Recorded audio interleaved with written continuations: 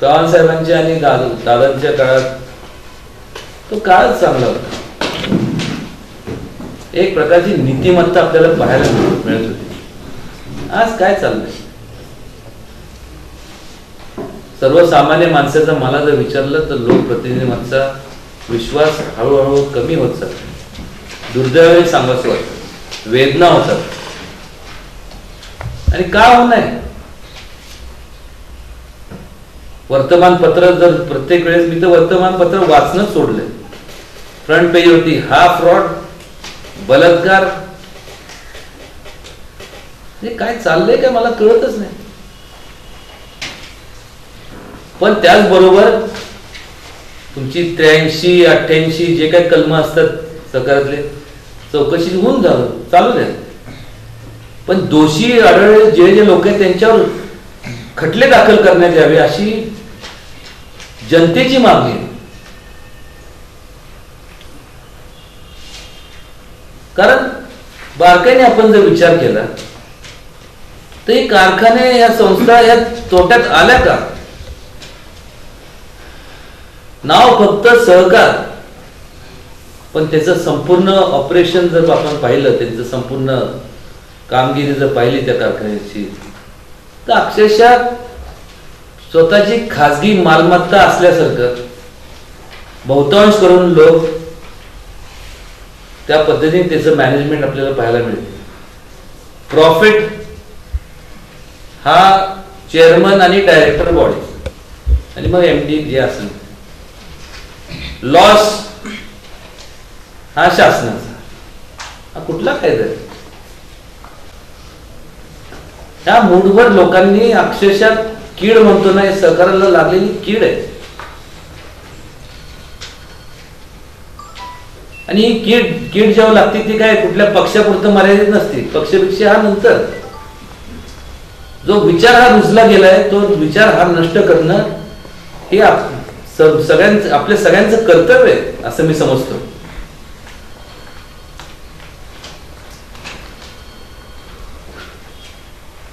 कीड ह्याच्याकरता मी उल्लेख कीड म्हणून केला, कारण ह्यांच्या राजकारणाकरता ह्यांनी पैसा वापरायचा, ह्यांच्या चैनी करता ह्यांनी पैशाचा वापर करायचा.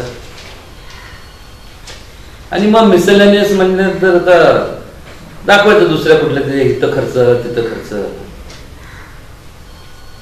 म्हणजे. आणि मग ह्यांच्याच या चैनी आणि राजकारणासाठी वापरण्यात आलेला सहकार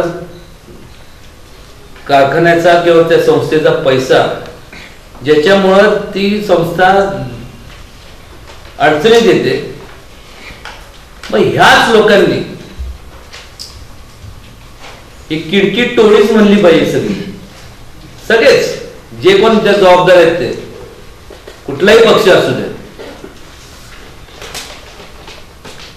कारण ह्या लोकांनी मग हेच बसणार, हेच ठरवणार की बाबा हा ठीक आहे, लिक्विडेशन मध्ये कारखाने काढले, जेवढे अमुक निघालेत, बर मग काय, पण तसं काय जणू काय यांची स्वतःची खासगी मालमत्ता असल्या यांनीच ठरवायचं. लकी ड्रॉ करतं, हा तुम्हाला किती पाहिजे, हे 2 पाहिजे, बरं हे तुम्हाला हे 3, ठीक आहे, बरं ठीक आहे, मला हे 2-3 द्या, ते घ्या, हे आपापसात वाटून घ्यायचं. म्हणजे तो कारखाना प्रायव्हेट, त्याचं प्रायव्हेटायझेशन होतं, शेतकऱ्यांचा म्हणजे सभासदांचा विषय संपला.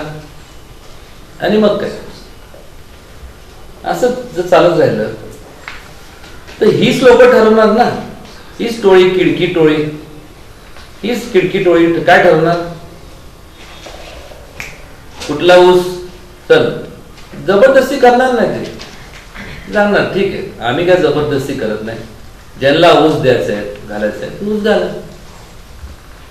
बिचारा शेतकरी काय करणार, रात्रंदिवस काबाड कष्ट करून, आणि त्याच्या निसर्गावरती त्याचं संपूर्ण उदरनिर्वाह म्हणा किंवा त्याचं आयुष्य अवलंबून असतं. त्यामुळे तो विचार करणार होता, दुसऱ्या सहकारी कारखाना एखाद्या तिथं द्यायचा झाला तर त्याचा डिस्टन्सचा मग ते परवडत नाही, वाहतुकीत परवडत नाही. कमी दरात हेच लोक दर ठरवणार, हीच टोळी दर ठरवणार की आता आपण सगळ्यांनी मिळून हा दर द्यायचा झालं. मग ते बिचारे शेतकरी काय हातासून काही मिळाल्यापेक्षा थोडस तरी पदरात पडलं ठीक आहे. जणू का ही लोकांनी हे लोक उपकारच करतात त्यांच्यावर. माझं शेतकऱ्यांच्या वतीने माझी मागणी आहे की ज्या त्याची चौकशी व्हावी, त्या सगळ्यांना केवळ तिथं ज्यांनी हे केलं कोणी असू दे, कुठल्याही पक्षातलं असू दे, याला पक्ष नाही, किडे किडच. आणि ही शेतकऱ्यांच्या हिताच्या विरोध हित न जोपासणारी ही सगळी कीड आहे.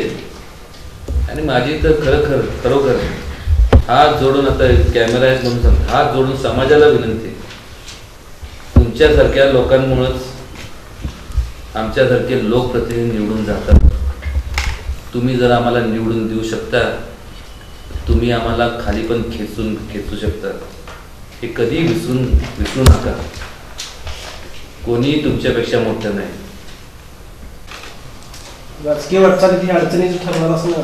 कोणाच्या राजकीय वाटचाली? मी कधी राजकीय वाटचालीची मी कदर केली? माझ्या हिशोबाने समाज हा महत्वाचा आहे, नंतर उदयनराजे, नंतर राजकीय विषय, नंतर लास्ट. आज जिथं मला सांगा की स्वाभिमानाने जर आपण जर दाट मानाने जर समाजात जाऊ शकलो नाही तर काय करायचं त्या पदाला आणि काय करायचं या राजकारणाला? कुठे गेलं चार चौघात कोणी असं म्हणत नाही ना की हा चोर आहे म्हणून उदयनराजे. आणि तेच मी मिळवलं. तेच अनेक लोक, असे बरेच लोक आहेत. तुम्हाला अपक्ष उभं राहावं लागलं असं वाटत नाही? अरे सोडून द्या. समजा मी फॉर्मच भरल्यानंतर काय, ते नंतरच्या गोष्टी आहे. ते निवडणुकीचा मी कधी विचार पण करत नाही. आज लोकांचं तुम्हाला सांगतो, लोकांचं तुम्ही हे जोपासणार का नाही? उद्या उद्रेक झाला तर काय, कुठलं काय करणार तुम्ही? यासाठी नेमदार मुख्यमंत्र्यांनी डायरेक्ट अजित पवार आणि सुनील तटकरे यांना टार्गेट केलं होतं आणि 2 दिवसांपूर्वी एक मिनिट प्लीज, माझ्या पत्रकार परिषदेमध्ये तुम्ही नावं घेऊ नका कोणाची, काय की मला माहित नाही काय. आम्हाला नाव घेऊ दे की नाही, तुम्ही नावं घेऊ नका, कारण की नाव घेऊन काय करणार आहे? ही नावं मी माझ्या हिशोबाने ते इमटेरियल, पण जे घडले त्याच्यात शासन तरी झालं पाहिजे का नाही? मी विचारतो तुम्हाला, महाराष्ट्रीयन लालू कोण हे शोधण्याचा प्रयत्न करतो. हा, महाराष्ट्रीयन लालू ज्यांनी भ्रष्टाचार केला ते महाराष्ट्रीयन लालूच ना.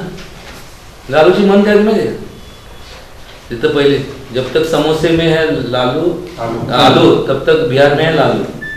आणि नंतर त्याला आत टाकल्यानंतर काय झालं? बिहार में नाही काय, जेल में है समोसे में है आलू और जेल में है लालू. काय म्हणजे काय, कुठं मला सांगा, काय आदर्श घ्यायचं? तर असे जर त्या पक्षातले जर लोक जर अशा पद्धतीने वागत असले तर म्हणजे काय मला सांगा ना, लोकांनी काय कोणाकडे बघायचं? की लोकसभेसाठी तुमच्या विरोधात किंवा तुम्ही आणि तुमच्यासह 3 जणांची नावे चर्चेत आहेत. त्यात वाघ आणि इतर 2 आहेत. तर कुठला तरी वाघ राष्ट्रवादीचा आहे असं काहीतरी आहे. त्याला पिंजऱ्यात घातलं लोकांना खायला लागेल.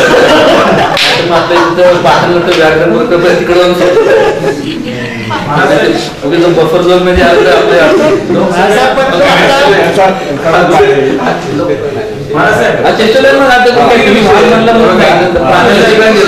रामराजे आणि लक्ष्मण तात्या आणि 4थं नाव तुमचं आहे. राष्ट्रवादीनं जर तिकीट भविष्यात नाकारलं किंवा त्यांची तशी जर चाल असेल तर तुमची भविष्यातली, आम्हाला तरी किमान पत्रकारांना कळलं पाहिजे, जनतेला कळलं पाहिजे की तुमची भविष्यातली चाल काय. एक लक्षात घ्या, पक्ष घेईल तो निर्णय मला मान्य.